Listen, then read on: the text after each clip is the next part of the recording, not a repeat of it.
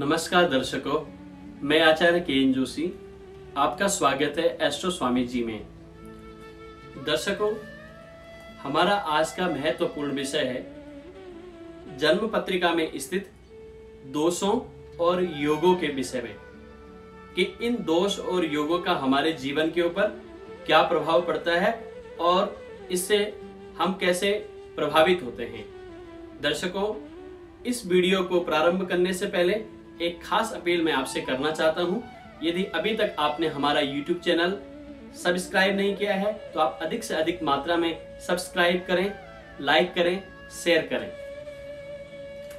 साथ ही भविष्य में आने वाली वीडियो आप तक सबसे पहले पहुंचे, इसके लिए बेल आइकॉन को दबाना ना भूलिए। दर्शकों, शुरुआत करते हैं आज के विषय की।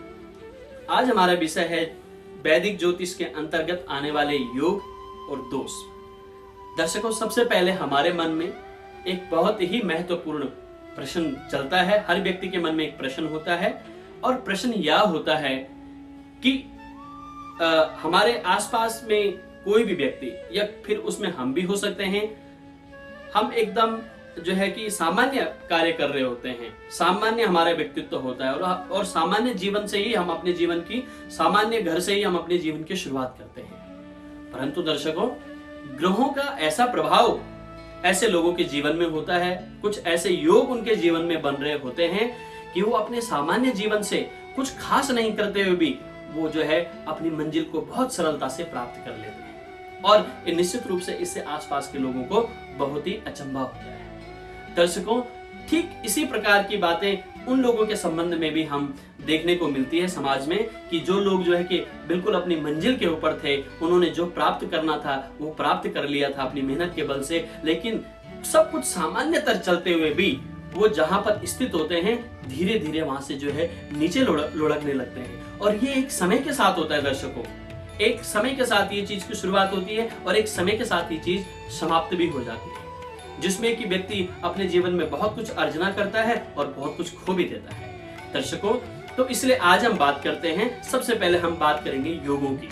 वैदिक ज्योतिष में खासकर जो पाराशर ज्योतिष है, इसमें विभिन्न प्रकार के योगों को बताया गया है। योग से आप इस प्रकार से आप समझेंगे कि जो हमारी पत्रिका है, जो हमारी कुंडली है, उसमें जो 12 भाव हैं और उसमें जो नवग्रह हैं, तो उन ग्रहों की जो स्थितियां हैं और परस्पर एक दूसरे के साथ जब वो युति करते हैं या फिर एक दूसरे को जो है कि दृष्टि गोचर करते हैं, दृष्टिगत करते हैं, तो उनके प्रभाव से होने वाले जो एक प्रकार का जो है कि एक प्रकार का रासायनिक जो आप इसको क्रिया भी कह सकते हैं कि वे जो एक परस्पर उनका जो संबंध है उससे जो लोगों को जो फायदा मिलता है, जैसे कि विभिन्न प्रकार के राजयोगों की चर्चा जो है हमारे यहाँ वैदिक ज्योतिष में करी गई है। इसमें महत्वपूर्ण है गज केसरी योग। बृहस्पति और चंद्रमा, गुरु ग्रह जो कि गुरुत्व का कारक है और चंद्रमा जो कि मन का कारक है, इन दोनों ग्रहों के परस्पर संयोग से बनने वाला गजकेसरी योग, यह एक प्रकार का राजयोग है। और जिस भी व्यक्ति की कुंडली में ये योग होता है वो व्यक्ति जो है अपने जीवन में अलग ही उसके जीवन में निखार होता है और अलग ही जो है कि महत्व को प्राप्त करता है।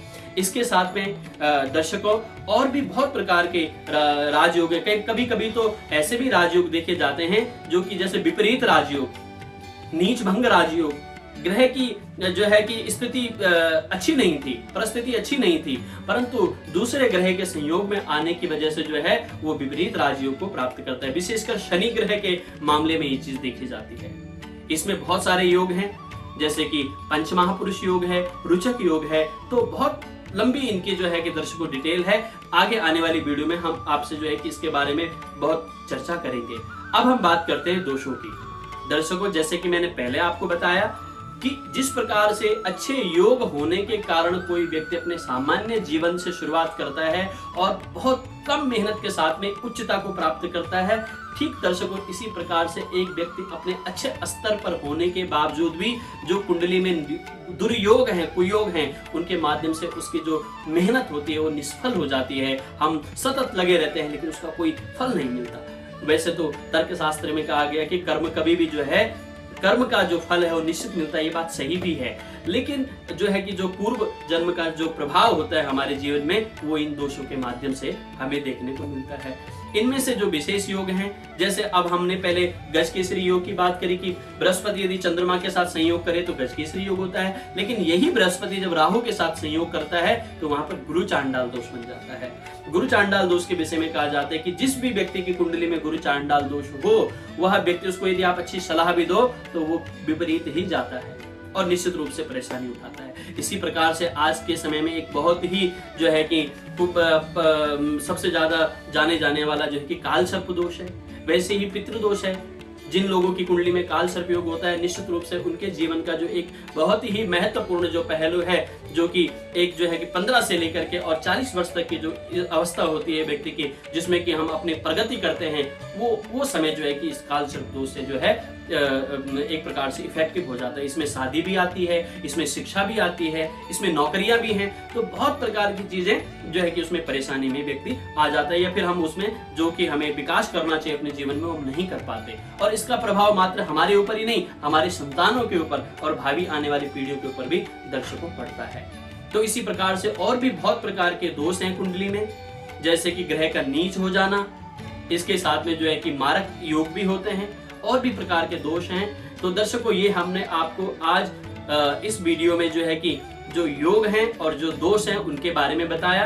आगे आने वाली वीडियो में हम आपको एक एक योग के बारे में, एक एक दोष के बारे में जो आपकी कुंडली में बने हुए हैं, उनके विषय में आपको विस्तृत जानकारी आपको देंगे। दर्शकों, बस आज के लिए इतना ही।